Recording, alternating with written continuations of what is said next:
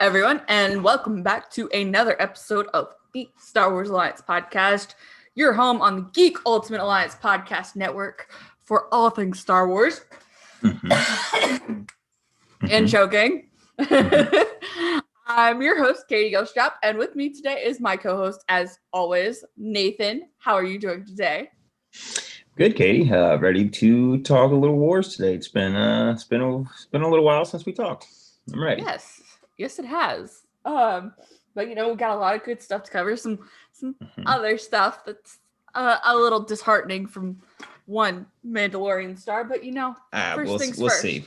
We'll see, because I got a feeling that my opinion differs than the masses. So we'll see how quickly we lose people. So whatever. I can't sugarcoat it. I'm gonna be me. I'm not saying I'm not going to sugarcoat. I'm going to be me. I know. But first things first, Nathan, you're the best at the paperwork, so why don't you dive on in? All right. As we said, this is the Star Wars Alliance podcast. We are part of the Geek Ultimate Alliance network, where you can find a plethora of other shows. We have World's Finest True Believers, which is usually Mondays with Chris Balga going over a comic book story, a story arc with somebody that they really like. On Tuesdays is DC Day with the DC Alliance with Travis Hines and Greg, where they talk about all the upcoming DC news, movies, TV, whatever. And Wednesdays you have Chris Balga again with Mr. Travis Snail, and they do the same thing only with the Marvel properties. Everything coming, not coming at this point. We're fighting for any scraps of news at this point. And then Thursday is Katie's Day, which on Thursday you can find Star Wars Alliance, which is this show. And on the flip opposite week of that, you have Slice of Film, where Katie and a guest go over a film of yesteryear. Most of the time, Katie hasn't seen it and the other person has, and it's always an interesting dichotomy.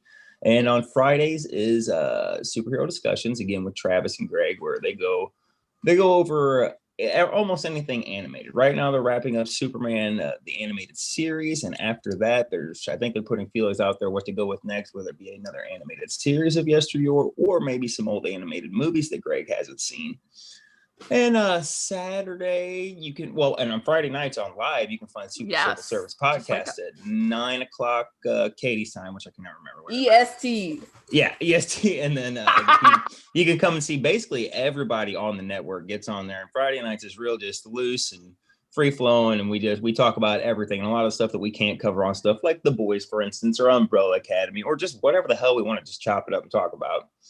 And then on the weekend, you have Weird Science Comics, where they go over the latest issue of DC or Marvel. Like I know they just recently did the Three Jokers, which is only like a week old or two. Yeah.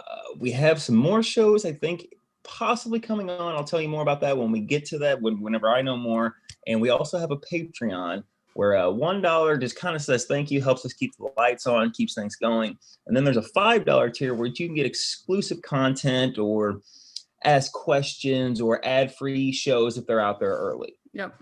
And I think that's all of it, actually. Yeah. Well, we broke it down just to give you the two simple tiers and everything. Right. So, right. We will have ads on this when this is live, when this is on the podcast feed. On the podcast. We're not doing ads live, but we're doing some podcast magic today, as Greg likes to say. So we're gonna try. We will try. Right. No, right. We will do. We would, yes. Do or do not. There is no try. So we've got a lot of news today. And then where do you want to start? Well, and then I was going to say, we're going to dive into Chaos Rising at the very end. Yes. Unfortunately, I didn't get as far as Memories VIII. I only got to the beginning of Memories VII. So... Well, I've got my hard copy here, which I have finished the book. But my God, people, if you're watching us, look at these beautiful blue pages. I love it. Beautiful. Oh, shoot. I just dropped my bookmark. And little fun fact, I hadn't even heard about this, but while I was picking up my hard copy of Ascendancy Chaos Rising, I found this Star Wars Dark Legends. And I'm going to eventually get into that. I want to read that. I've heard it was like $7 or $8. So I was like, what the hell? I gotta get it. So eventually I'm gonna dive into this too. So if any listeners know anything about the Star Wars Dark Legends, if it's worth the shit, if it's not, if I should throw it away, whatever, let me know either way. I would be curious to know. You're gonna have to tell me, because I haven't bought it. I bought the Myths and Fables one, the good one. This Yes. is supposedly the dark side one. So. Okay, well, and full disclosure, it may be it might be wintertime before I get to it, because I have a stack. Anybody that reads books and comic books and knows, you always have a stack of books that you're like, I'm gonna get to that, and eventually, what I'm getting is I'm gonna get to that, but I know there's other stuff in between that I'm gonna read. So when I do get to it, I will let you guys know. Cool. Well, first things first is news. Okay. So let's talk about the Kenobi show. And really, there's nothing new in this article. It was an Empire's Online interview, and I believe an Entertainment Tonight interview with Ewan McGregor. And there really wasn't a lot new to it, but Ewan just showed a lot of kind of prequel love in it and just kind of confirmed what we already knew. Prequel era is the best era. Yes. Well, in my house anyway. That is my personal favorite era to date that we've seen on screen, animated, whatever. That is my favorite era to dive into. I think once we get that animated original trilogy stuff that I'm hoping for, then we'll get the original trilogy. I'm because I know it's coming eventually. Whenever they decide, when Lucasfilm and Disney decide that they want to go back to at this point in time, we'll say tumultuous sequel trilogy. But whenever they do decide to go with an animated series and pad in and fill those gaps, the same as Clone Wars did with the prequel trilogy, I am there for it, because I have got to see. I'm ready to see Luke training a young Ben Solo. I'm ready to see Ben I'm ready to see the rest of that, where he brings the temple down on Luke. Like, I want to see, get me to that point and show me how we got there. And eventually, I think we will get there. But as of right now, the prequel, the separatist era, basically the Galactic Civil War is my favorite era. I love the droids versus the clones. I love it all. Jedi in their full glory. Love it. Oh, hopefully. It just continues. Liam Neeson actually said something similar today. I don't have that article in front of me, but he did an interview too and was like, I don't know why it got so much hate. Like, it sets everything up, and it's the one trilogy with a plan, if you will. Yeah, because it knew where it had to go. Yes. Right. This is, you know what? You're right. You are right. Well, I did like how Ewan said that, and maybe that's just hyperbole, and maybe it's just hype, or maybe it's true because he's had some time there's been some time to breathe in this, but he said that he's actually more excited to do this than he was Attack of the Clones and Revenge of the Sith, which, whatever, that's awesome. I'm just happy that he's happy to be back in there, because that's just gonna make the show that much better, in my opinion. I'm just a Kenobi lover. Like, I like Alec Guinness. I like Ewan McGregor. I like the animated version. I just like them all. Like, just give me some more Kenobi. Period. Yeah, exactly. I think that was really it in it.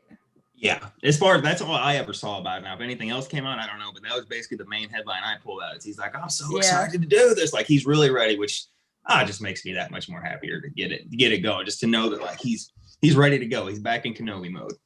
Yeah, just seeing Ewan's response, Ahmed's, and then Liam's, just kind of bringing those people back into kind of the Star Wars talk. It just shows how much that era is valuable, and I just love it.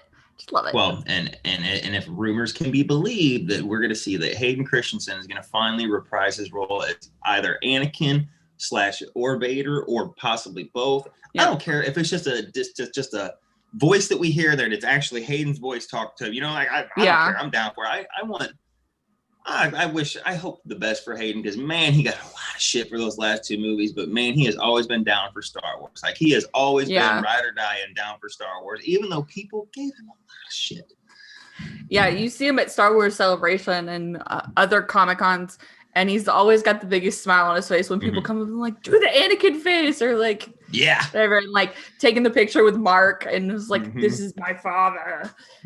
Well, one of my favorite things is 2017 or 2018. A little known fact is Hayden is a really good soccer player, and played on and he played on a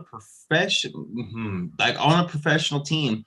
Anyway, I just remember the video surfacing. And he's out on the field, and somebody's got their camera going on. I mean, he comes right up to the sideline for the ball, and this girl screams out, "Anakin, we love you!" And Hayden's head snaps up real big, and he smiles real big. God, I love that, because if it would have been me, I would have been on the sidelines and I'd have pulled the Kenobi line out and said, Anakin, you were the chosen one, just to see what he would do. Like I just got all into it and stuff, but I just love that because it just proved like no matter how much shit people gave him, like, man, he's really in. And last year with Ian McDiarmid before Rise of Skywalker and Hayden Christensen were together and like they were just happy talking about stuff. Well, before they got pulled from conventions and stuff, but like I'm just glad that he's happy to do it. So I think if they offer it to Hayden Christensen, I think he's rearing and roaring to go back. I think he will be in some form or fashion if they offer it to him. I would agree. I don't know how you provide enough material for a series, and Ewan did say that it was just going to be one season, which we knew already, but limited series, right? Limited series, yeah. Mm-hmm. There's only so much you can do on Tatooine, so there's got to be some nightmares or something that would definitely provide that outlet for Hayden to come back. Well, in my opinion, I think there's two routes you can take. This, or maybe possibly a third where you combine the both. I think that, like, let's just say Hayden gets in there. Like, you could have it where Kenobi, because we know, like, his job is he is the guardian. You do not get to Luke no matter what. Luke doesn't even know. Like, he thinks, remember in episode 4, oh, crazy old Ben. You know what I mean? They think he's crazy, which is what Kenobi wants. But you do not get to Luke Skywalker. He gets to live the rural farm boy where he gets to just be. And now, what if Kenobi, because he's still got friends out there. You got Bail Organa who knows where he's at. And we know Bail Organa is basically Fulcrum. So what if he gets word that Vader gets a hint of Kenobi or a hint of something going on Tatooine? I think that's what gets Kenobi off the planet is, let's just say they think that they're making their way. Kenobi's going to go, nope. He's going to shoot off planet and meet them in the middle somewhere because, like I said, you do not get to Luke. Or the second thing is, I haven't read it, but people have said in the old Kenobi books that people were the same thing. We're like, well, what the hell are you going to do with that? Or, but like, apparently there was like a Wookiee bodyguard that came to Tatooine and Kenobi had to stop him before he got to Luke. And there was apparently like it could be either done that's like Legends material. Yes, it is. But we know how Disney is. They like to cherry pick Legends. So it could be, like I said, it's one of two ways. Either a threat comes to Tatooine and Kenobi you got to stop it before anybody on Tatooine really knows what's going on, or he gets wind of a threat and goes off planet to make sure that Tatooine is, let's just say Kenobi gets found, that he's off world, and if he gets found and caught, that there's no, you know what I mean? Like, why have you been living here for so long or whatever? That's just me personally, the two ways I see it going. And that's how you can get Vader in there with Anakin. You know what I mean? Is that you could do that. And then you could also have Kenobi being like flashing back to when they were Jedi Knights and the Clone Wars together. Like you could literally have a live action picture of them in their armor, because we know Disney has got the de-aging technology down. Like we could totally make those two look like they're in their prime in the middle of the Clone Wars.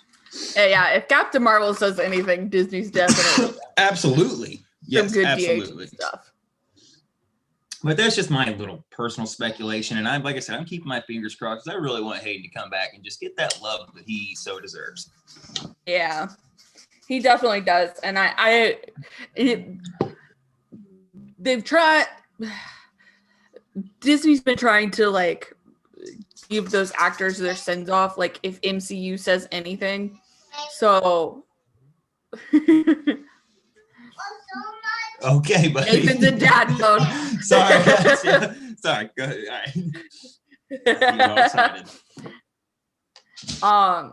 Disney's kind of been all about giving their big actors their send off and kind of bringing people back into the fold to allow them to go off the huge send off. So I think that would give Hayden the best bet to kind of get him where he needs to be. And heck, maybe even you bring Ahmed back for this in some way. You've got Jar Jar. See, I would love that because he deserves it too. That now, if we want to talk about somebody that got unjustified hate, like come on, that man was so happy to be in the Phantom Menace and be this new technology. Literally, Ahmed Best and Jar Jar created the technology that we have now to do CGI motion capture like that, where you could have some. Just think about this: Phantom Menace came out in '99. They were filming and working on this in 97 when the special editions were 97, and they were doing this technology. As always, George Lucas was at the forefront of creating and furthering technology for this. And Ahmed Best was the blueprint to get your to get your Groot for the Marvel Cinematic Universe, to get your Rocket, to get these characters that you're going to use mocap and trace and do like that.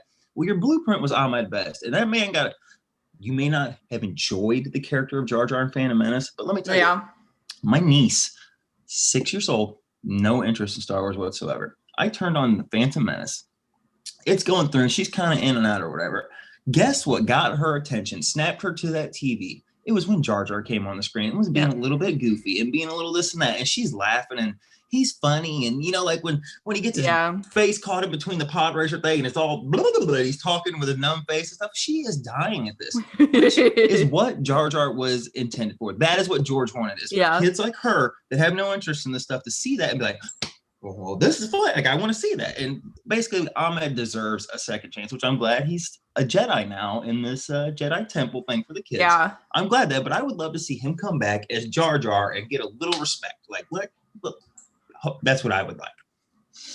Well, and I just know this is a complete womp rat because I'm like major ADHD right now, but I just noticed that my profile says Travis Snell on it. I'm obviously not Travis, just to make that clear. Travis is not masking as me. That was going to bug the crap out of me if I didn't say something. Well, that's her Jedi name, Travis Snell. So just be ready, guys. Yes.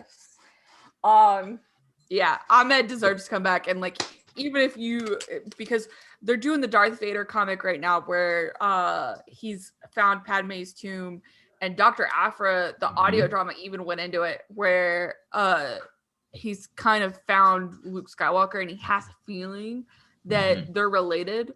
But he obviously thought Padme died with her kids. So they're doing the whole thing where he found the tomb. So, I mean, you could even bring in something. Jar Jar's not in that comic right now. So it'd be the perfect opportunity to kind of say, like... bridge the gap. Yeah, give him a send-off or something that says, here you go. You brought up a good point. I also heard that, God, every time I go to say his name, I can't... Tamar Morrison, the guy that plays the clones. Yes, and Boba Fett. Well, in the Kenobi series, who knows Kenobi like the back of his hand? Commander Cody. If you're going to send last episode. Yeah, I was going to say, if you're going to send troops in, like Commander Cody could be somebody. And like, I would love to see that face to face with Kenobi and Cody to be like you said, we said that last time, but I'm just saying, like, there's rumors that he's going to be around and he's like, it's all been but confirmed that he is in the Mandalorian season 2. So basically what I'm getting at is he's back in the Star Wars family. And you know, if they're back enough money up to his house, he's going to say, yeah, I'd love to work with you and again. Yep. You know what I mean? There's so many people think that there's no possibilities. To me, I think there's endless possibilities. Well, not endless, but there's a hell of a lot of possibilities in a lot of ways you could go with a limited Kenobi series. Yeah.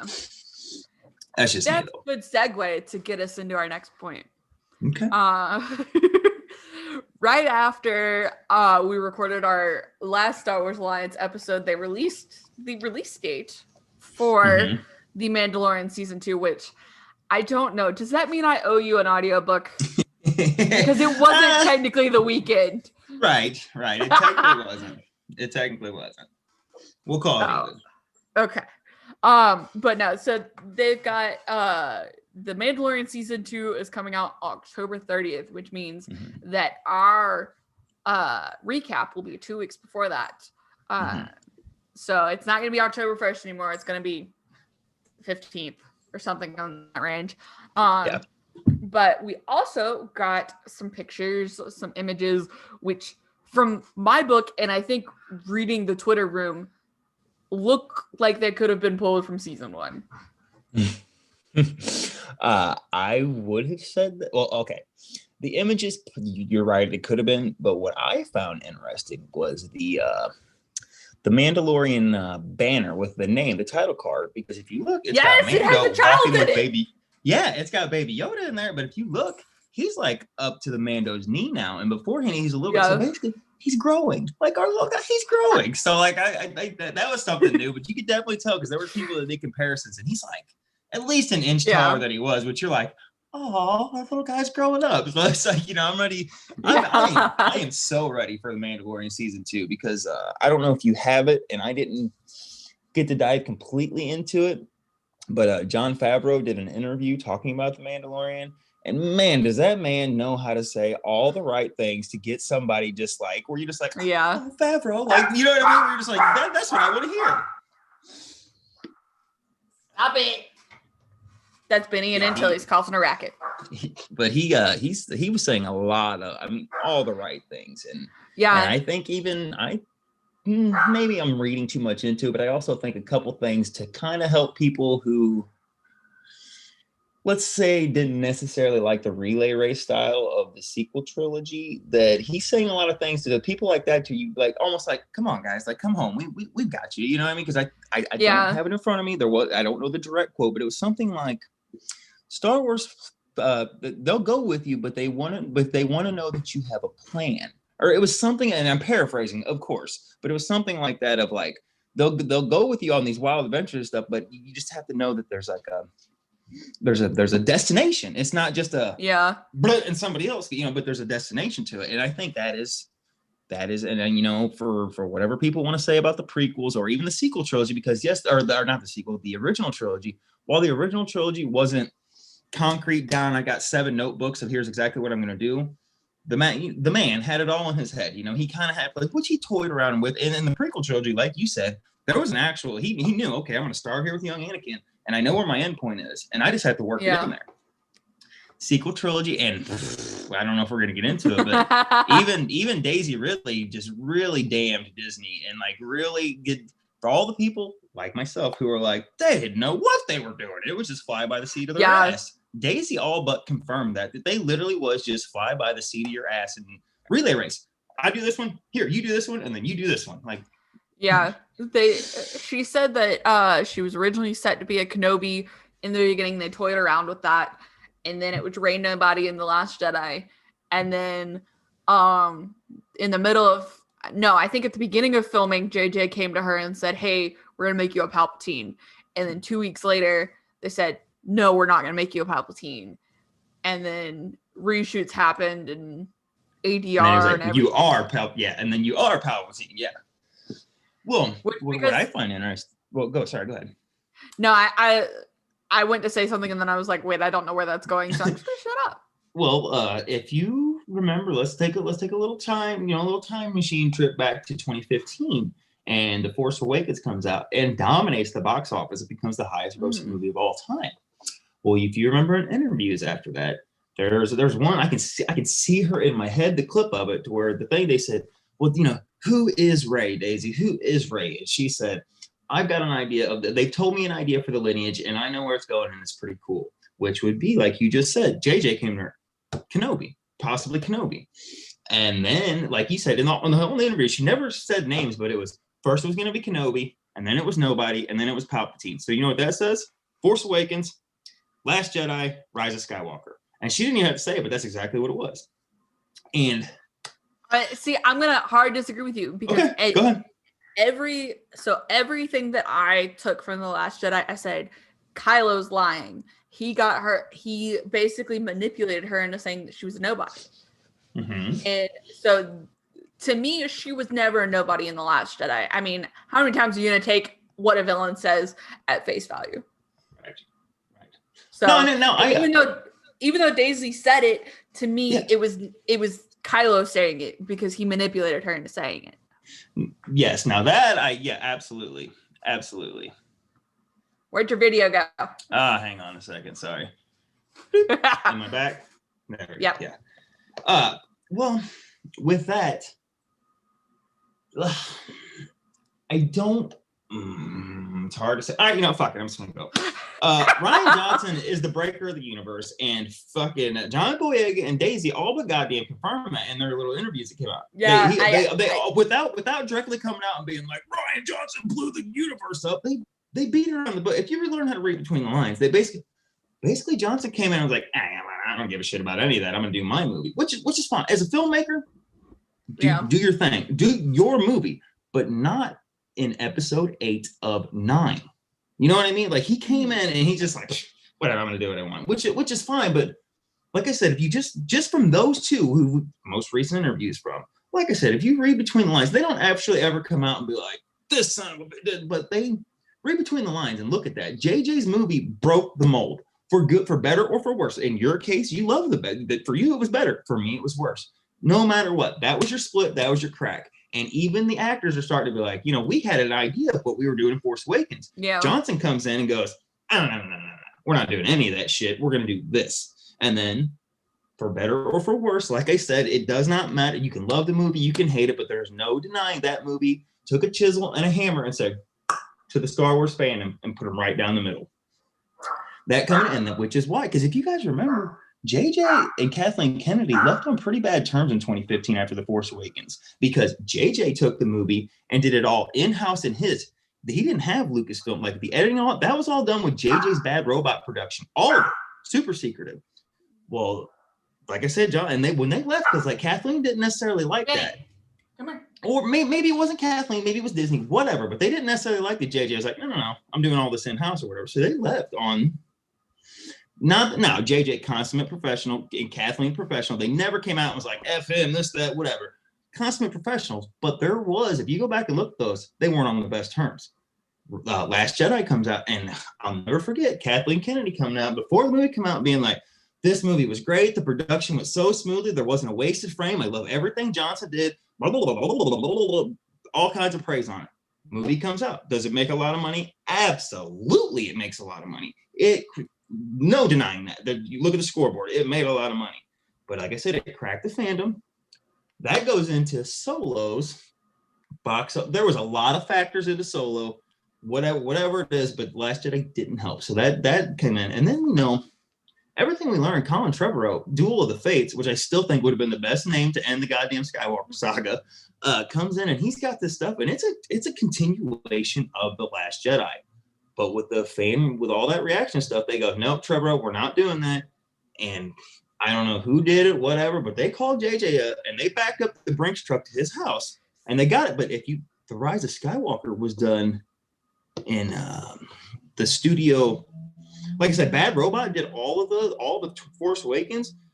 Disney did The Rise of Skywalker. So much so that they came and were like, we need Palpatine to be back in this, for better or for worse, whatever you think of that. However they executed, whatever. But that was their idea to say, people aren't going to understand a new villain. Snoke's gone. It could be Kylo, but you and I both know what is Star Wars all about. It's all about redemption, no matter how far down you go. So coming back, but God damn, I don't even know why I started down this rabbit hole, but I'm just saying, like Ray said, like I said, for better or for worse, Johnson cracked it. That put Disney, and I hadn't even thought about this until I heard somebody else say it, but in my mind, Star Wars was always just Star Wars.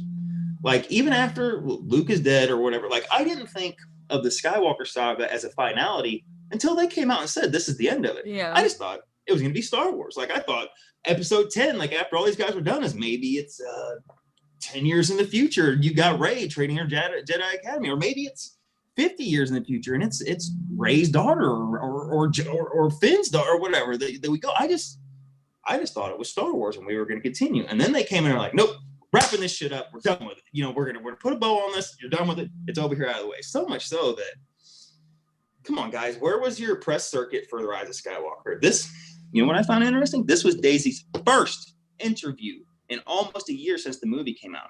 2015 and in The Last Jedi 2017, there was nothing but parade, hit after hit after hit of interviews going around. Boom, boom. There was promotion. Well, and she's also said that she can't get any work after this.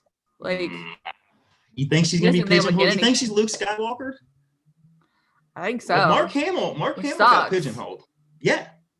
But anyway, like I said, I don't even know how the hell I started down this because my mind's going too far down it. But the Mandalorian, Jon Favreau. And basically, like I said, Jon Favreau, yes, that's how it works. See, I knew I'm going to bring it all around. Jon Favreau, he's got the plan. And you know what else I found out in that interview that I love? Because they were like, well, how do you do this and that? He says, I've got Dave Filoni, which I find interesting because he didn't say I got Lucas Story Group.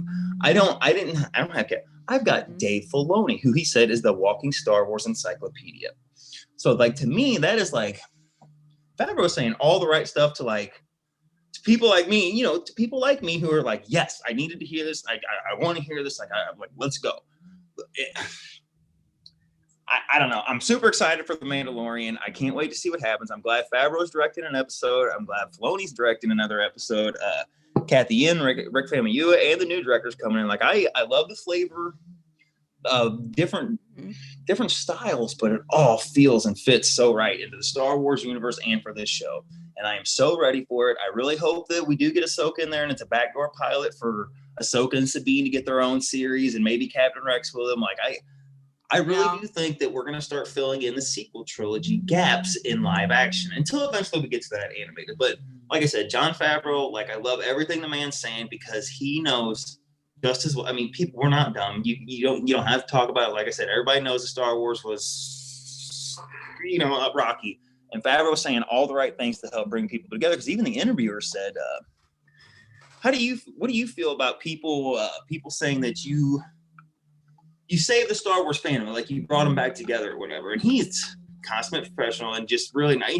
I didn't do that. This was a big risk and we did this and that. No, he really did say, because unanimously everybody went, I'll die for Baby Yoda as soon as we saw him in episode 1. You know what I mean? Like, well, and I say all this to say that I'm glad Favreau and Filoni are still teaming together, and that is, as of right now, who Lucasfilm is shoving a lot of the weight on and going, because I think they can handle it. And I love what they're doing so far, and I can't wait till the 30th to get the new stuff, and I can't wait till we go back to do our retrospective just to watch the first season again. Yeah. Favreau's actually directing the season premiere of The Mandalorian. So that'll be cool to kind of see him get behind the camera and everything. They brought a lot of talent back. Deborah Chow is obviously the leading Kenobi, so I don't think she's coming back. That's what I said. Yeah. I thought she did do an episode. Am I wrong? I swore she still had one episode. We can do a quick Google. Yeah, I swore. Oh man, nah.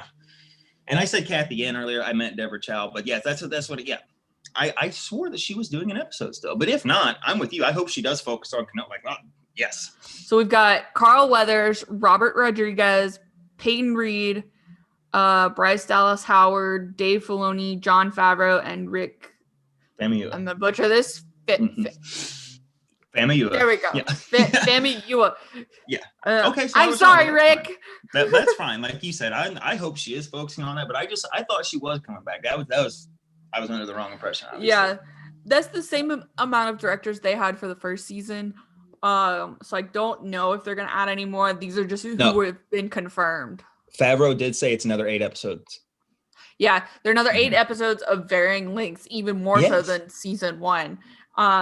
But what I was saying was the 5 directors that I just listed are the only ones that are confirmed. But that's the same number of directors that were in season 1. So that makes me think that a couple directors double are episodes. doing. Yeah. Mm-hmm. Okay. But hey, Deborah Chow did amazing work. So. Well, I agree, and I said Rick Famuyiwa's episodes were great too. Like I say, Deborah and Rick. If Rick has an idea and he says, "I want to do this character, this whatever," he's got the mechanics down. He definitely understands, and he's got a good sensibility for the series. Because like I said, Deborah and Rick, their 2 episodes. Of course, season 1 was fabulous, but you know what I mean. Like their episodes are really good. So she's got her own show with Kenobi. Like if Rick comes up and they say they want to put some apps, I'm there for it. Let's go, because I think he did an excellent job too. Not that the other directors didn't, but you know what I mean. Like I think that those 2 specifically can handle their own. And Deborah Chow's already gotten one. I think Rick could take another one. I think Dave needs a little more time to learn from Favreau. Bryce Dallas Howard, absolutely, because her first directing gig was the first episode she did in The Mandalorian. So and they gave her a tough episode. They did a character work in that episode. If you watch, that's a lot of character, which is hard to do your first time behind the camera. Yeah. I'm so excited. The 30th is not that far away. No, it is not. I don't have a stopwatch in front of me, but I'm assuming we need to take an ad break right now. Oh, so. Yeah. A little bit of podcast magic. Wave the hands. Sure. It is 6:40. And 3, 2, 1, because it makes it easy for editing. We are back. Thanks for paying attention, y'all. Yes. So I know you're not excited to talk about this, but we can talk about it. Let's go. So she's, and I have taken this whole year and I've just kind of been listening and learning, but Okay. can't bully people like she's been doing over the past couple of days with like just making fun of people. Okay. Let's stop right there. You can only take go, buddy. Hang on. What's it? What, buddy? Okay. Okay. You know what? First of all, you can only take so much shit before you reach your boiling point.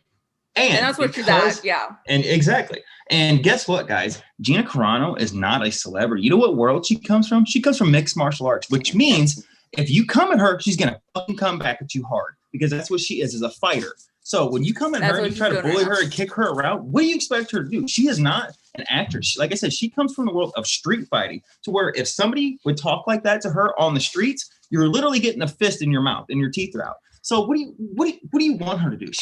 You're going to come at her and you're going to bully her and stuff. Why? Because you want her to put her in her fucking bio. Get the fuck over yourself. What does it matter?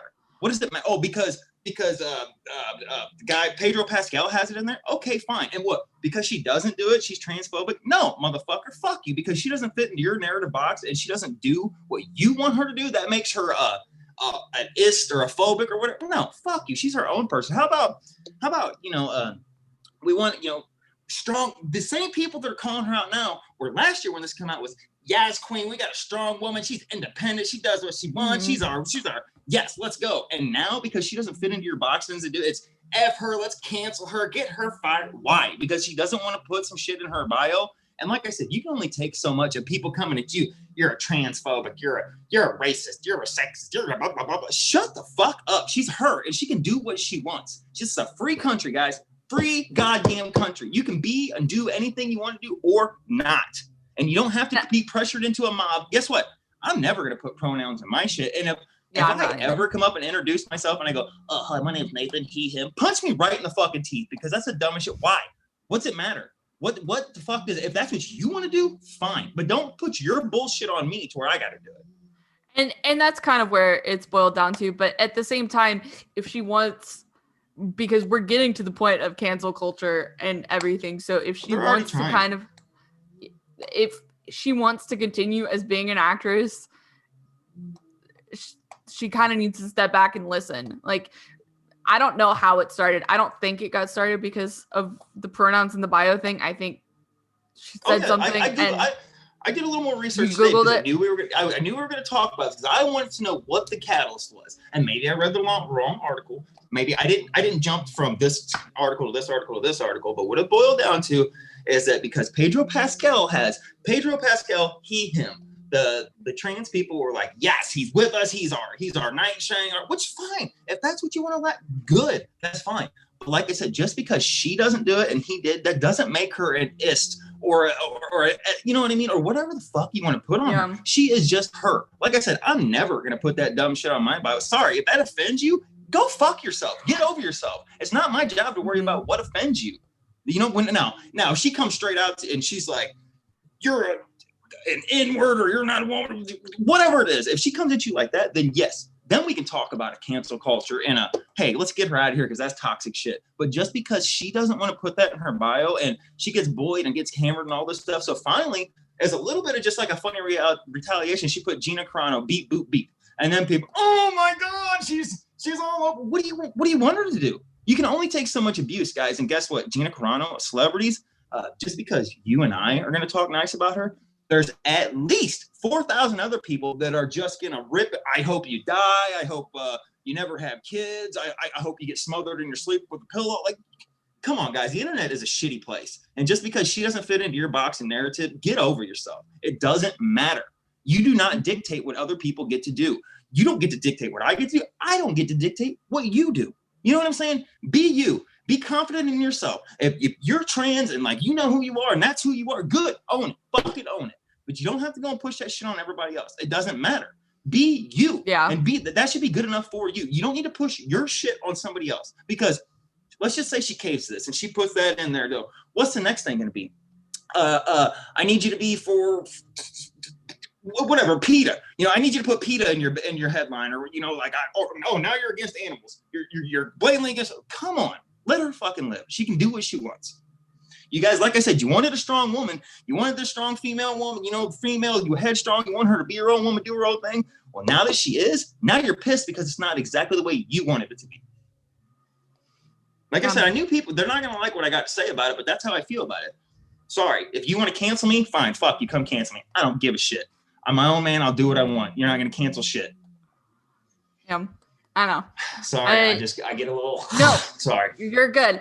And I agreed with her up to a point, but to me, when you can kind of see how people are being attacked over those, like, I don't care what you want to do. You do exactly what you want to do, and I will accept you 110% for it. Absolutely. But there comes a point where you can't push stuff on other people, and I think ultimately she probably could have handled the back half of it a lot better than she did. Sure. But yes, I agree with the upfront link. I'm not gonna put pronouns in my bio. Like, maybe there will come a point to it, but it's not gonna happen right now. But I completely and utterly accept what other people are doing. Like, if that's what you want to do, great. If that's what you need to help people better understand you, then great. I do pay attention to those because there are friends that I have that I want to make sure I'm treating them respectfully and the way they want to be treated. It's the golden rule aspect. You treat people the way you want to be treated. You can't badger someone. Don't say that, because people jumped on her ass over that too. Oh God, she put a quote. She put a quote from Eminem, and people jumped her ass. And Eminem, the guy that's for queer rights and shit. Guess what, motherfuckers? Guess who one of Eminem's best friends and who he credits for helping him get off of drugs? Guess. Take a wild guess. That would be Sir Elton John, one of the gayest people you'll ever met in your life. Mm-hmm. They are good friends. You can find plenty of interviews where Eminem says, Elton John helped save my life. He got me off drugs. He called me every day to lift my spirits up. The Eminem has gone on record to say Elton John and I have two very similar lives. Now, personal, whatever, but they were on the same trajectory, same kind of tumultuous bullshit. So her putting that out there and people going, Eminem, blah, blah, blah. Well, guess what? Do a little research. Just because Eminem's not out there like he was in the 90s and in 2000, guess what? That doesn't mean that he's because he said the gay F word in a song or stuff, whatever. It doesn't matter. You don't get to label somebody just because they said something. And like I said, if you'd just done a little bit of research, people, you'd have found out that one of Eminem's best friends is one of the gayest, most prolific gay people ever. Yeah. And like you said, she could have handled the back half better, but that goes into my thing. She is not a celebrity. She is not a Hollywood. You can only push her into a corner so far because she is a fighter and she's going to come out of that corner swinging. Mm-hmm. And I think she's kind of, I think I just looked at her Twitter feed. It looks like she's kind of like brought it down and been like, okay, I'm going to take a step back and like, sure, do whatever, because that's what you do after a fight. But that's exactly how she reacted. She reacted just like she would in the middle of a ring, protecting herself. On the streets, whatever, it doesn't matter. She, like I said, she's a fighter. You will not back her to a corner without her coming out swinging, period. And that's what she did. And ultimately, like I said, people aren't going to like what I got to say, but it's the truth. And I'm sorry if you don't like it, but that's how I feel. If you don't like it, I don't care. It's not my job to worry about your fucking feelings. It is your job to keep your own feelings in check. And that goes for everybody, and myself included. It's not your job to worry about my feelings. That is my job to make sure that I control my feelings, to make sure I'm not an emotional wreck over everything. That is my job, not yours. Same as it's not my job to worry about your feelings. You worry about them. Mm-hmm. Exactly. But ultimately, I think we've said what we want to say. We've said enough. Right. But the Star Wars community did do a fundraiser for the trans law center, I think is what it was. I will put that link in the description box below. They raised $6,000 for it in a little over 24 hours. If you want to donate to it, if you can donate to it, go for it. But yeah, I definitely don't want people attacked because of this. I never agree with violence on people, but yeah, it's just. Well, it's like you just said, be who you want to be. If you are trans and that is what, be you. It does not matter what I think. Yeah. It doesn't matter what anybody else said. Be you. Why would you let what I think affect your happiness? That is that boggles my mind when people do that. Like me, I don't give a shit what you, if I'm watching something or I do something that you got, oh God, I wouldn't do that. I don't like that. I don't care. You do not get to dictate what makes me happy, what makes me do what I want to do. It doesn't matter. I'm not going to let what you like or don't like about what I do affect my happiness. It's my happiness. I'll do what the fuck I want, and I'll like what I like and what I don't like. You know what I mean? Yeah. Definitely be who you want to be. I'm going to continue to Be listen you. and just kind of learn, but Sure. yeah, be you. Definitely. Exactly. Be you 100% and own that shit. Whoever you are, it doesn't matter. Just be you and be confident. And just know, I love you no matter who you are. So. Absolutely. Absolutely. And if I don't, if for some reason you think I don't love you, who cares what I think? I'm nobody to you. You know what I mean? Exactly. But yeah. All right, let's switch gears because I know I probably just brought the entire show down and people are going to cuss me and call me, whatever. That's fine. I don't care. I'm sorry. Sorry. I told you guys weren't going to like what I got to say, but I'm going to say it. I know. The images, like I said, for Mandalorian season 2 look exactly like something that could have been pulled from season 1. Sorry about the chainsaws, guys. I had a tree coming down outside, and it's all I can hear is just chainsaws coming on. Unfortunately, I think we're gonna end up missing the Mandalorian season 2 trailer. I think it's gonna drop tonight when we're recording this, during Monday Night Football. So I'm hoping, like, I'm just, come on, let's go. I'm ready to see some footage. Me too. No matter what it is, I don't care. Just give me Baby Yoda, damn it. Well, those images, Carl Weathers, like if you look from season 1 to season 2, like season 1, like he's very distinguished, but like now he's got some white in that goatee, and like, you know, okay. And fun fact, which I didn't realize, Carl Weathers is 72 years old. Lord, please let me look that good when I am 72 years old. Please let me look that good and be moving that good. Like, come, let me be Carl Weathers good when I'm 72, please. Yeah. I did not realize he was that old. Yes.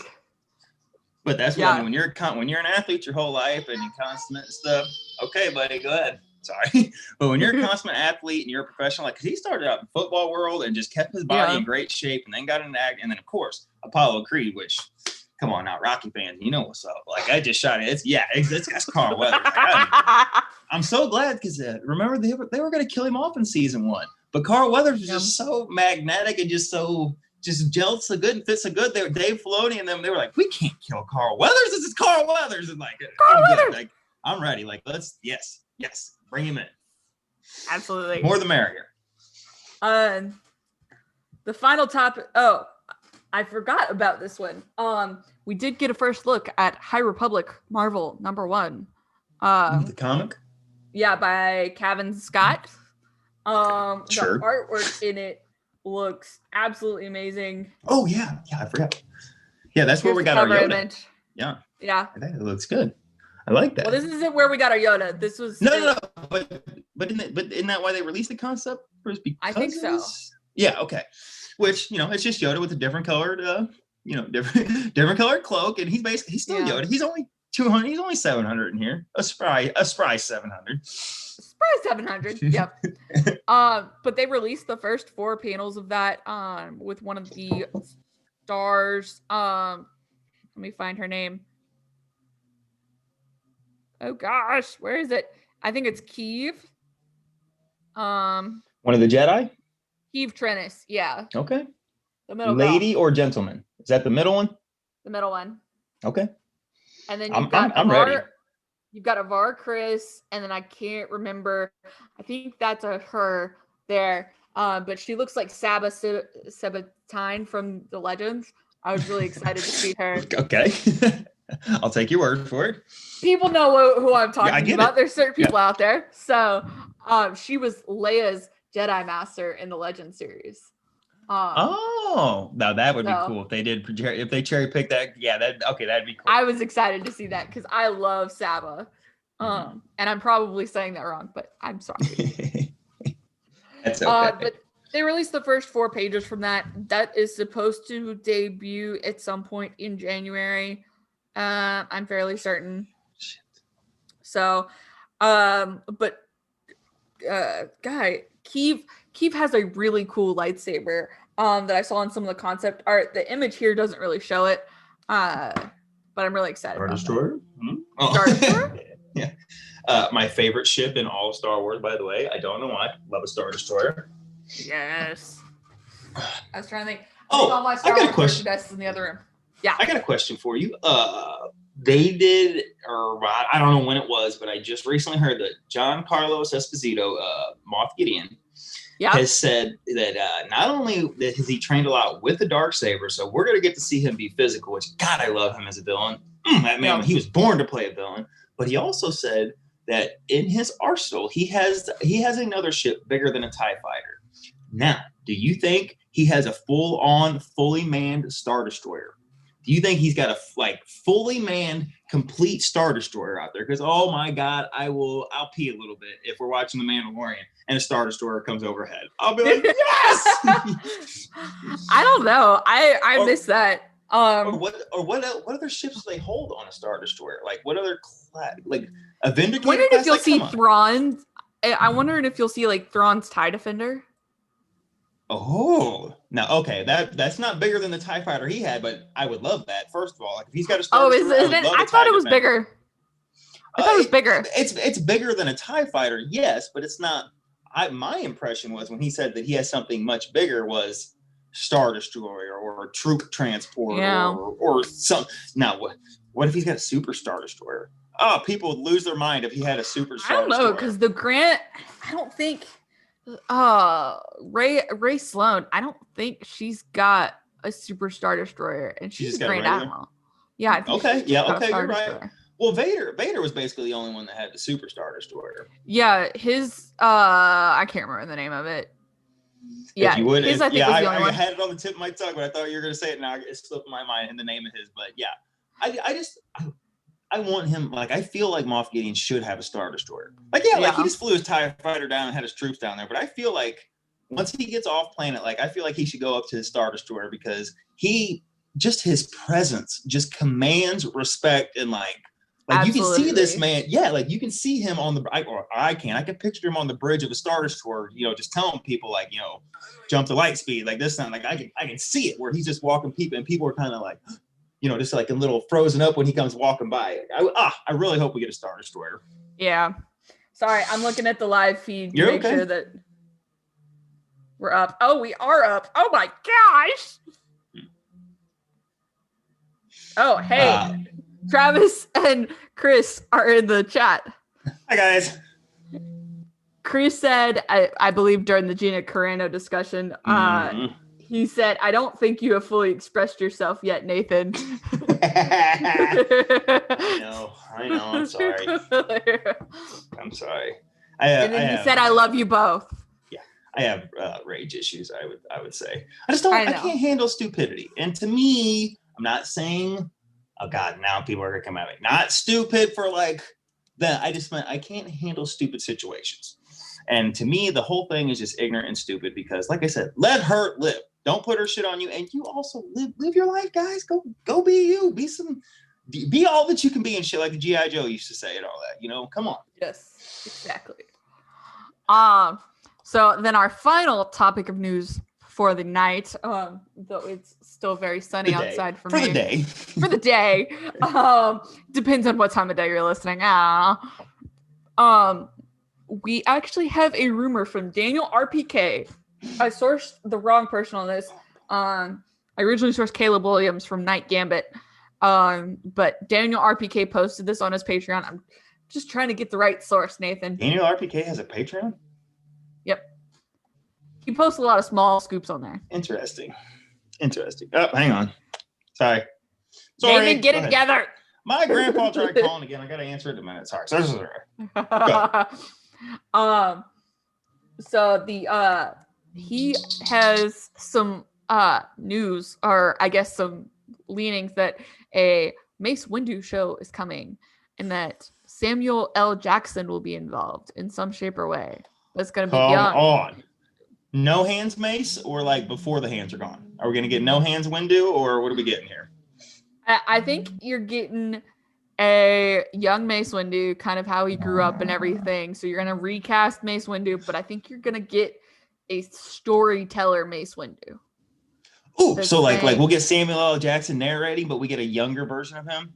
Okay, because that was gonna be my one. Like we brought up Captain Marvel earlier, and like the technology in that to make him look that young. Fantastic, spot on. But there was no hiding that was almost an 80-year-old man running when he was supposed to be like 30. So I would prefer if Samuel L. Jackson kind of sat on the sideline and maybe did voiceover and like directed the young guy to be like, no, I would move like this, or Mace would move like this and stuff. But I would love to see a Windu show because I want to see how. I'd love to see that climb to where he becomes the number 2 on the Jedi Council. It is Yoda and Windu, like 1 and 2. Yeah. Like I want to see that climb. I want to see the shatter point. Like I want to see him go from, young, like smiling red-eyed Jedi to like the cold, calculated, like, ordering assassination hits on Dooku like with Ventress and Boss. You know what I mean? Like I want to see how he got to that point to where Windu is. Boy, if he ain't tapping into the dark side, he's walking that line real fine. Because if like, Windu could be kind of a dick, but I want to see how he got there. Well, and that's what his whole combat style was created about balancing those dark and light aspects of the seventh form. Also the Shatterpoint stuff. The Jedi's powers isn't necessarily meant to be that shattering aspect, so he has to kind of lean into both sides to truly get that shatter point technique. I would love that. God, I would love that. Like where he literally just walks that fine edge. Almost like Revan. Like Revan, when he came back, like he walked the line. Like Revan would definitely tap into the dark side while still being good. Like, give me. Okay, I would still like to see that with Revan, but like, let me see the same thing with like Windu. Like, I'll be there for it. Like, show me why he's got a purple saber. Not just because Samuel L. Jackson was like, George, I want a purple saber. Like, I want it to be like mean something because Windu is the only purple saber we see. And I want that to be because maybe it is because of seventh form, like you said. And maybe it's because he walks that line a little bit because, I'm just getting chills thinking, I would love to see that. I love Mace I don't know Windu, if it's going to be because I don't know if it's going to be because of the line, because you can see in some of the High Republic concept art that some Jedi have purple lightsabers. Though it could be Windu's specialness. It could be because they're trying to expand on that walking the fine line between both sides aspect. But the other aspect is that the purple crystal, according to legends, now I don't really know if this has been made canon, but in the legends, the purple crystal was actually hand forged. It was a fake crystal. So the only true crystals that existed were blue, green, and red. Now, granted, the red aspect, they've changed that because they're bleeding the crystals. That's what I was going to say. Okay. But it would still be cool kind of to say, okay, if you've got a Padawan Mace Windu in there, and he's building his lightsaber and he says, I want to be different. And you see that process of him forging the crystal. What, Depa Palada, that was Mace's Padawan, right? Depa, the lady, she's got the darker hair. She's got that piercing right here in her nose right here. She's seen behind Windu in a couple of things. And I do believe she is his Padawan. But what I want to know is who was the one that trained Windu? Is he a protege of Yoda also, or like who was Mace Windu's master? Because now my head's racing. If we get a prequel, like yes, show me who taught Windu, because that's cool. I didn't even think of that aspect. Let me see him as a Padawan. Yes, Bilaba. Yes, was rescued by Mace Windu, and he brought her into the Order. Bilaba became Windu's Padawan and trained under the Jedi Master in the way of the Force until becoming a Jedi Knight. Yeah. Ready for it. Yeah. If we could find a way to get one of my the number one Sith Lord other than Palpatine, Count Dooku in there, I would love it, because Dooku, come on, this is the only other Sith we see use Sith lightning, and he is very proficient in it, and he is a one-handed sword duel. Like I love Dooku so much. I just want to see some more or hear more about Dooku. So who are you gonna pick for the recast of Dooku then? Well, if we're going younger, like I'm just saying, like maybe Dooku and Windu were classmates. Now no, you could find somebody. I want to know who you picked for recast. So young Christopher Lee. Oh, Oh God, I'd have to put some thought into that. If I actually sat down and thought about it, I'd have to put, because you got to get somebody who can get that regal presence. You know what I mean? You got to have somebody that, when Christopher Lee came on screen, whether it was in Dracula, which by the way, that's why he's called Count Dooku, because he was like in the original Dracula, like he was the count of that, all that shit. So I just little connections there. And then he was in Saruman and then Lord of the Rings, but like Christopher Lee is so commanding. When he walks into a room, that chest out, even his Dooku stuff with his arm, like he is just commanding, and he commands the presence of that room. Same as Windu. So like, if you're gonna get somebody young, you got to get somebody who, whether they're a known actor or whether they're not, when they walk into a room, they've got to be able to command it like that. Where they just walk in, you go, wait, what's up with this? You know what I mean? See, if I could manipulate things and Sure. just make everything line up, I'd completely recast and go Dev Patel. Yeah, the name sounds familiar. I can't think of him. What's he on? So What's he in? He's in the Green Knight. I was gonna try and find some others. I can't think of what he's, but I just remember in a minute. Yeah, the Green Knight. The Green Knight trailer. Oh, that completely says Count Dooku to me right there. I'm down. But yeah, basically, give me all the Windu. I will definitely take that, because you gotta think they're gonna go back to my favorite era, the prequel era, and like with the Jedi up. So like, yes, give me some Windu. So who would you cast as Mace Windu? Ooh, that's a good one too, because I would want, like I said, you got it in my head. I want him Padawan status. So like, let's get somebody early 20s. They can play a little younger, something. If we were picking Jedi Knight age Mace Windu, I'd pick John David Washington straight out of the water. That guy, I've heard nothing but good things about him from Tenet and stuff. I've heard excellent things about him. So yeah.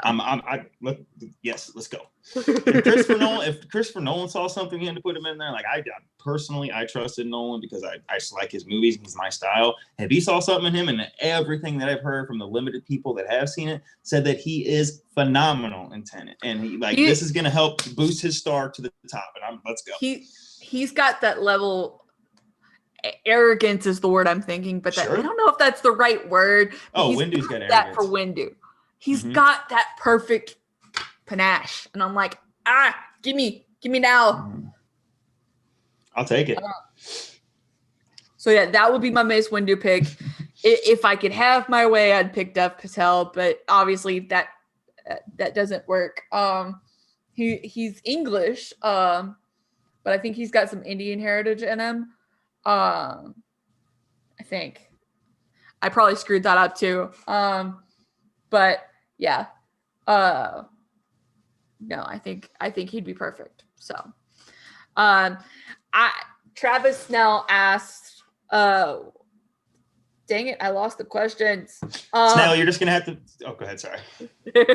No, it was like, where do you think they would go with this series? And why do you think they would bring Jackson back? To do the voiceover. Yeah. I don't know why, because supposedly he's dead, unless like we go down to like level 1313 and we find a guy with no hands down there, and like he's just all disheveled and stuff, and like we find out Windu's been hiding down there. But then again, I still wouldn't like that, because throw some robot hands on him. Get him back up there to let's go Palpatine, let's get one-on-one again. Like we see robot hands plenty in there. So What if the storyteller Mace isn't a master on the Jedi Council? What if he's being tortured? What if he was found in the depths of Coruscant and was pulled in by the Inquisitors? Ooh, yes. Let's I'm greenlighting your project right now. I'm giving it the green light. Because then you still have a non-action Samuel Jackson to kind of give that allure that it's CGI, but that would you could pull in some really cool ties there. Well, with the Rise of Skywalker, we know Palpatine was trying everything to come back. So what if Windu somehow kind of stopped his fall when he got to the ground? But we know at that time he went from Chancellor Palpatine to straight up Emperor. So what if he did find Windu down there and he's been trying to transfer force powers from him or doing experiments? Because like I said, we saw like he's cloning his body and stuff from the Rise of Skywalker. Like that, you know what, Katie, that could work out. Like maybe Palpatine found him straight up, and they just got even one of the dregs in the lower levels, and like you said, torturing him and experimenting on him. That would be perfect. You kind of get flashbacks and kind of say, I remember when I was I was full of life or something. I don't know. Yeah. I remember when I had hands, damn it. I did want to correct myself. Dev Patel, his parents are from Nairobi, Kenya. So I did want to correct myself there. Okay. But I think that's all we have for news. Yeah, Snail, you're gonna have to put an ad at the very beginning of the show. The one ad break we took, and put one at the end. Don't be shoehorning that shit in a mid conversation. Well, no, I'm gonna put in an ad break right here at 7-Eleven. So there we go. Ad break. We'll be right back because I really need to grab something real fast. Okay. I'll sit here and keep you guys, entertained as we're still alive and just hanging out there. So, hey. Sorry if anybody didn't like my stance on Gina Carano, but a lot of the time I'm a person who does not just aimlessly go with the popular opinion. I like to think that I dissect and look at things from every angle and try to understand the person or the things that are happening. Like I said, I may not have won any friends there, but I'm going to be me, and I'm going to tell you my opinion, regardless if you like it or not. And if you don't like it, I apologize. I mean, you can write in, start a campaign to cancel me from the Geek Ultimate Alliance Network if you like. I'm going to be me regardless. And if you don't like it, I apologize. But also, sorry, get over it. Just saying. Love you. So I'm sitting here. I mean, I can just start showing you my little Star Wars stuff I got here. Got my little Choppy sitting here at my desk, which, Chopper, great droid. Maul's Sith Interceptor, Got a bunch of ships around here, guys. Look. We'll just do a little inventory since we're still waiting. Look. A little look around here. Oh, all my ships there on my little ledge there. Got my Star Destroyer down there, like I said. Go over there, and we got more stuff over there. And then, if we don't look around the room there, we got all kinds of shit over there. And more back over there with my Star Wars books and stuff all in the way. But, yeah, that's my room. Oh, sorry, Kate. I'm just giving people a tour, trying to keep them entertained. That was a very sweet kind of apology, I think. All right. And we're back. We are back. I'm gonna include that in the okay. podcast. Sure. Have we had any more commentary? No, we have not. No more comments. Okay. Chris and Travis have left the chat room, I think. Oh. Bye, guys. Love you guys. But now we dive in to chaos. Oh God, I forgot we were talking about this. Yes, I forgot about the events. Totally forgot. That's why I threw in the ad break. Yes, totally forgot. Like, let's go. I need to know, since I have finished the book, I need to know your impressions and where you stopped or where, because if not, I'll go full force because there's some good stuff in here that I really like, and I like where we're going for the next one. So I got to the very beginning of Memories VIII. And how does Memories VIII start off? Thrawn shook his head. Unacceptable, he declared. Completely unacceptable. Ziara's years in the expansionary defense fleet had honed her ability to cringe on the inside without letting the accompanying emotion show in her face or stance. And that is all I will read because I don't want to be copyright claimed. Well, let's just what are you liking about the book so far? Okay, wait. What I want to say is, you remember how with Tom, I asked, is Thrawn special among his people or all the chits like that? Well, I got my answer, and I am proud to say, or I'm happy to say, that Thrawn is unique even among his own people, and I love that. Yes, that is something special to me because, to me, I was always like, okay, it was clear in Thrawn alliances that he was specially sent there, and then especially in the Thrawn, he was specially sent there. And Thrawn treason kind of leads into this where it seems like he was specifically sent. He wasn't banished. So that's where I was like, I kind of knew he was special, but I'm glad. I'm glad it was confirmed. I really like Thalius. I'm interested to learn more about her. Love Arlani. I made Arlani. I like her even more than I did in Treason. Like she's really become one of my especially in this series. Like it's like Thrawn and Arlani. Like let's come on, get them together because that's a 1-2 punch. You know what I mean? All I have a question, and you can nod or shake your head or do whatever. Is there a romance brewing? If there is, it's one-sided, but I haven't got anything that makes me implicitly think that oh yeah, they're totally banging. I haven't got anything like that. I think it's if it is, it's definitely one-sided for the moment. See, I think they've totally banged. You think so? Yes. Okay. And maybe it's not continuing because now she's his superior and he's the little person. But I think they have banged at least once. I don't know. Tom, tell me. You need a what, buddy? No, I'll get you one in a minute. I'll be right back. You get one in a minute, buddy. I'm sorry. Sorry, guys. Had to be dad. Dad Nathan. No, what do you think about the memories aspect? Kind of going back and forth between current time and past time. Well, I found it interesting that basically the memories was to go back and explore basically they're there to set up a catastrophic blunder with Thrawn and a blunder with other people, which I'm trying to tiptoe around it because I know what happens and I know the blunder. You know, and I know that I don't want to spoil it for people that haven't or for you, but they basically serve as... We will go full spoilers next episode, I promise. Yeah. They basically serve as how you got that relationship with Arlani, kind of where it started, and to show maybe why or one of the footsteps that led the Chiss Ascendancy to, quote, banish Thrawn, basically send him out on a mission to assess the Galactic Republic to see if they'd be a good ally for the Chiss Ascendancy. Yeah.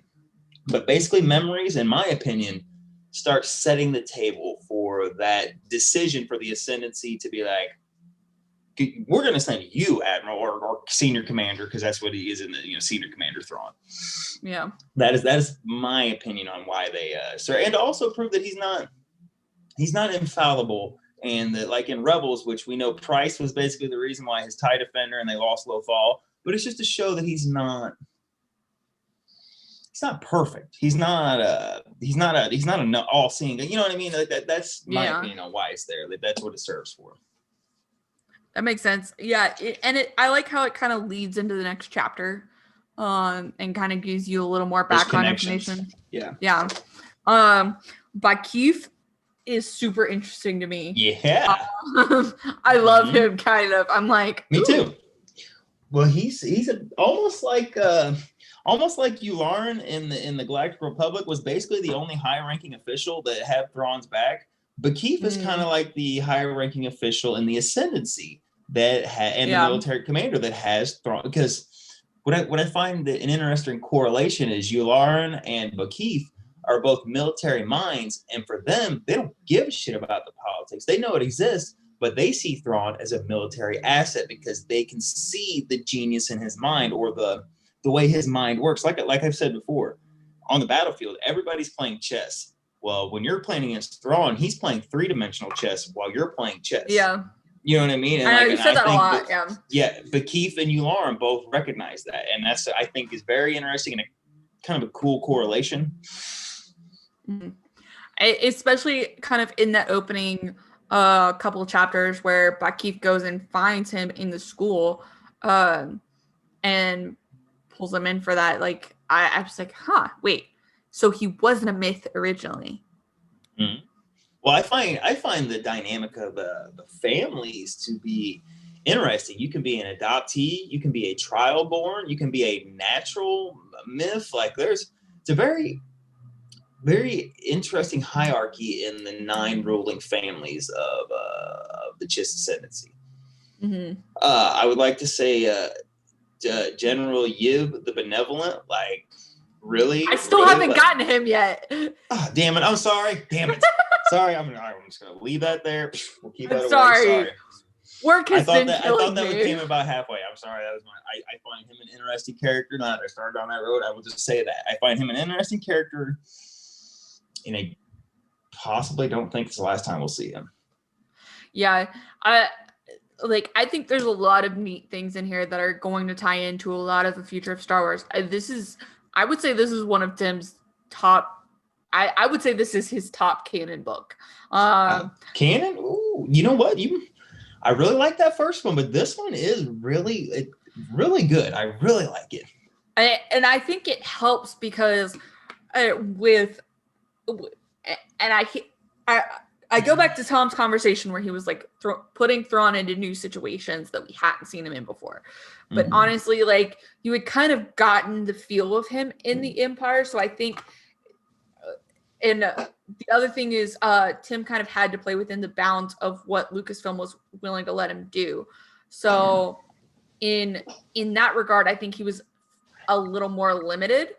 The aspects with him being able to do Scylla, I think it's Scylla, the home planet of the Chiss and kind of the Chiss ascendancy as a whole, kind of getting to play in that playground and not be limited by anything else around you, like Anakin Skywalker, the time, like Rebels, that kind of thing, like kind of not having to play anywhere else.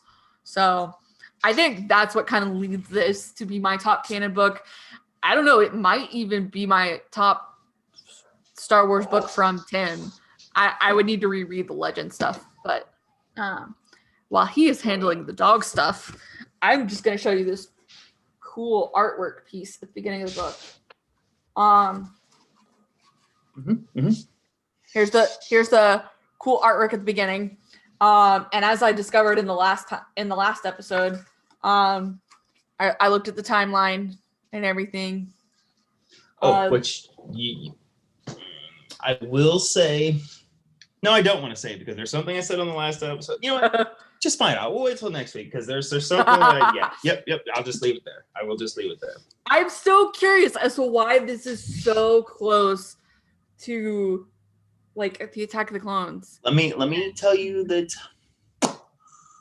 you will find out. Let's put it that way. That's all I'm going to say is you will find out. I'm so mad I haven't finished it, and I've been trying. I've been trying so hard, but I can't read while I work because I'll listen to 2 hours and then be like, what the heck did I just listen to? So I listened to the entire book in like a day and a half, and then I went back and just started flipping through pages to read a little bit of things, and yes. Yeah. I really enjoyed this one by Tim. It's looking really good. We didn't have any questions about Chaos Rising as a specific, and obviously we'll dive more into it in the next episode. So, full spoilers. Yeah, well, I was gonna say that's basically all I have until I can talk freely with you, because I can't. Like I said, I thought you'd already come to the general. I thought you'd already come to the general you thing, so I don't want to. Like I said, I don't want to say too much, because the more I get going down, like I get excited and I'm like, oh, and then this happened. So, if you would like, we could just cut it off now until we go full spoilers. Yes, I will say, from what I've read so far, I think this is a great introduction to Thrawn. I would honestly recommend this one going into it before the Thrawn trilogy, unless you've watched Rebels. Then I would say, okay, go ahead and dive into this. But if this is your first introduction to canon Thrawn, this one's the best one to kind of dive into and kind of figure out who he is. And I'm excited to see when the next one is going to release, because we don't know that release date yet. No. Hey, Tom, can you give me a hint or something? I'm just kidding. I'm totally kidding. Whatever. Tom is gonna write me off after my Gina Carano stance. He's gonna talk to you, but he'll never want to promote anything with me again. It's Tom, I'm sorry. I'm who I am. But on that note, let me check the Let me check the We're YouTube outta one more here. time. I think we're out of it. We do not have any more comments on here. Thanks, Travis and Chris, for popping into the chat room during it. And anybody else who finds us later on, thank you. Yes, thank you. As always, if you've made it this far, feel free to leave us a review on your favorite podcatcher, whether it be YouTube. I don't know if you can leave reviews on YouTube, actually. So give us a thumbs up. Give us click the like. Click the like button. Click the like. Hit subscribe on the Geekverse. And then leave us a review on your favorite podcatcher of choice. We will listen to everything, and it does help put us in the feeds so other people can find us. The more ratings that we get, good or bad, it just puts us out there in the ether, and it makes it more accessible and easier for people to find us. Yep. So Nathan, why don't you tell them where they can find you on Twitter? You can find me around Twitter at WobblyBoots85. And Katie, how about yourself? My personal Twitter at KGalstrap13. You can find this podcast at Star Wars Alliance without the A in the wars. Because Twitter has a character limit for the username. If you've tuned in live, if you're watching us later, or you're listening, whatever time of day you're here, thanks for being here. Thank you. Next week, Slice of Film. I'm making Greg watch Princess Bride. I can't wait. So we might do a live watch along. So we'll see how this goes. Inconceivable. But that's all, guys. Whatever time of day you're here, we appreciate you listening. Thank you. Watching. And may the force be with you. Always. We'll see y'all next time. Bye.